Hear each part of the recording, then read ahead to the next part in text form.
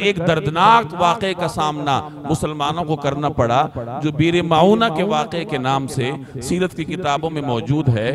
اس کی خلاصہ اس کا یہ ہے کہ ایک کلابی سردار تھا ابو برا، ملاعب الاسنہ کے نام سے معروف تھا، نیزوں سے کھیلنے والا۔ یہ رسول اللہ صلی اللہ علیہ وسلم کی خدمت میں حاضر ہوا اور اس نے درخواست کی کہ یا رسول اللہ میرے علاقے نجد میں آپ اپنے کچھ مبلغین روانہ کیجئے تاکہ وہ نجد کے علاقے میں جا کر میری قوم کو اسلام کی دعوت دے۔ نبی کریم صلی اللہ علیہ وسلم نے اس سے فرمایا کہ مجھے نجد کے لوگوں سے اپنے صحابہ پر خوف ہے کہ وہ میرے صحابہ کے ساتھ غداری کریں گے، دھوکہ کریں گے، کیونکہ اس علاقے کا ایک سردار تھا عامر بن طفیل۔ اس نے کچھ عرصہ پہلے رسول اللہ صلی اللہ علیہ وسلم سے یہ مطالبہ کیا تھا کہ دیہات کے سربراہ آپ ہوں گے اور شہروں کا کنٹرول میرے پاس ہوگا، اس طرح ہم تقسیم کر لیتے ہیں۔ لیکن ظاہر ہے کہ یہ مطالبہ کہاں منظور ہونے والا تھا، تو اس نے پھر دھمکی دی کہ اگر آپ ایسا نہیں کریں گے تو میں نجد کے ارد گرد کے قبائل کو لے کر مدینہ پر چڑھائی کر دوں گا۔ تو یہ خطرہ موجود تھا اور اسی کی طرف آپ نے اشارہ کیا کہ مجھے نجد کے لوگوں سے اپنے صحابہ کے بارے میں خطرہ ہے، تشویش ہے۔ لیکن اس شخص نے، ابو برا نے، آپ صلی اللہ علیہ وسلم کو یقین دلایا کہ میں ان کا ذمہ دار ہوں، یہ میری پناہ میں ہوں گے۔ آپ صلی اللہ علیہ وسلم نے اس کے ساتھ 70 صحابہ کرام کی، مبلغین صحابہ کی ایک جماعت کی، اور یہ بڑے پاک باز اور درویش قسم کے لوگ تھے، قراء صحابہ تھے۔ یہ دن کو لکڑیاں چنتے تھے، لکڑیاں جمع کرتے تھے اور ان کو بیچ کر پھر اصحاب صفہ کے خوراک کا بندوبست کرتے تھے، کچھ اپنے پاس رکھ لیتے، کچھ اصحاب صفہ کے لیے وقف کر دیتے، اور دن کے باقی حصے میں قرآن کریم کی تلاوت کیا کرتے، رات کو نوافل پڑھا کرتے۔ یہ ایسے درویش اور فقیر منش قسم کے صحابہ تھے، قراء صحابہ تھے۔ آپ صلی اللہ علیہ وسلم نے یہ 70 صحابہ ان کے ہمراہ کی۔ جب یہ مدینہ طیبہ سے روانہ ہوئے اور بیر معونہ کے مقام پر پہنچے تو وہاں انہوں نے قیام کیا۔ رسول اللہ صلی اللہ علیہ وسلم نے مسلمانوں کی اس جماعت کو عامر بن طفیل کے نام ایک خط بھیجا تھا کہ جب تم اس کے قبیلے کے پاس پہنچو تو میرا یہ خط اس تک پہنچا دینا۔ چنانچہ حضرت حرام بن ملحان رضی اللہ تعالی عنہ نبی کریم صلی اللہ علیہ وسلم کے اس حکم پر عمل کرنے کے لیے آپ علیہ الصلوات والتسلیمات کا والا نامہ لے کر، خط مبارک لے کر عامر بن طفیل کے پاس گئے، جو ایک سرکش قسم کا قبائلی سردار تھا، مسلمانوں کا دشمن تھا۔ سفیر کا احترام اس زمانے میں ہر علاقے میں کیا جاتا تھا، آج بھی وہی صورتحال ہے۔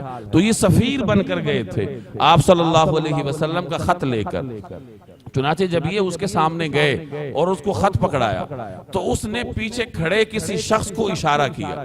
اس کے اشارے پر اس نے حضرت حرام بن ملحان پر پیچھے سے نیزے کے ساتھ حملہ کیا۔ چنانچہ جب ان کی پیٹھ میں اس نے غداری کے ساتھ نیزہ مارا اور حضرت حرام بن ملحان نے اپنے جسم پر خون دیکھا تو اپنی شہادت کو قریب دیکھ کر انہوں نے بے ساختہ ایک نعرہ لگایا کہ فزتو ورب الکعبہ، کہ رب کعبہ کی قسم میں کامیاب ہو گیا۔ یہ صحابہ کا ایمان تھا کہ بس مرنے کی دیر ہے، جب اللہ کے حضور ہم نے پیش ہونا ہے تو اس کے بعد کامیابی ہی کامیابی ہے۔ ان کو شہید کرنے کے بعد اس نے قریب میں جو مزید قبائل آباد تھے، ریل، زکوان اور عسیہ نامی قبائل، ان سے جتھے منگوائے، فوج منگوائی، اور ان صحابہ کا جو باقی بیر معونہ کے مقام پر تھے 70 صحابہ جن میں ایک شہید ہو چکے تھے، 59 پیچھے تھے، تو ان کا مقابلہ کرنے کے لیے یہ روانہ ہوا۔ ادھر وہ صحابہ کرام حضرت حرام بن ملحان کی واپسی کے منتظر تھے۔ جب وہ واپس تشریف نہ لائے تو وہ ان کا پتہ کرنے کے لیے آگے گئے۔ آگے جب گئے تو ادھر سے عامر بن طفیل اپنی فوج کے ساتھ آ رہا تھا، سامنا ہوا۔ صحابہ تھوڑے سے تھے، وہ بھی کوئی جنگجو قسم کے تو نہیں تھے، درویش تھے، قراء صحابہ تھے۔ تو ان مشرکین نے ان کا گھیراؤ کر کے بڑی بے دردی کے ساتھ ان تمام صحابہ کو شہید کیا۔ صرف ایک شخص باقی بچا، اس کو عامر بن طفیل نے اپنی ماں کے کسی نظر کے بدلے میں آزاد چھوڑا۔ جب وہ اس دردناک واقعے کی خبر لے کر رسول اللہ صلی اللہ علیہ وسلم کی خدمت میں حاضر ہوئے تو روایات میں آتا ہے کہ نبی کریم صلی اللہ علیہ وسلم اس قدر غمگین ہوئے کہ عمر بھر آپ صلی اللہ علیہ وسلم کو اتنا غمگین نہیں دیکھا گیا کہ کس طریقے سے بے دردی کے ساتھ 70 صحابہ کرام کو شہید کیا گیا، اور اس سے پہلے رجی کے واقعے میں 10 صحابہ کو شہید کیا گیا تھا۔